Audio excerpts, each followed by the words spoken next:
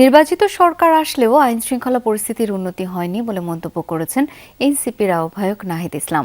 বিকেলে diploma engineers ইনস্টিটিউটে NCP সহযোগী সংগঠন জাতীয় নারী শক্তির জুলাই নারী সমাবেশে মন্তব্য করেন তিনি। একই অনুষ্ঠানে সাবেক উপদেষ্টা ফরিদা আক্তার অভিযোগ করেন, বর্তমান সরকার জুলাইকে ভুলে গেছে। নির্বাচিত সরকার আসার পরেও, দলীয় সরকার আসার পরেও কিন্তু আইন শৃঙ্খলার পরিবেশের কোনো উন্নয়ন আমরা দেখি নাই। যিনি স্বরাষ্ট্রমন্ত্রী রয়েছেন তিনি অনেক কাজে ব্যস্ত, তিনি সংবিধান সংশোধন করতে ব্যস্ত, কিন্তু আইন শৃঙ্খলার পরিবেশের পরিবর্তন বা সংস্কার করতে কিন্তু ওনার সেই ব্যস্ততা আমরা দেখি না।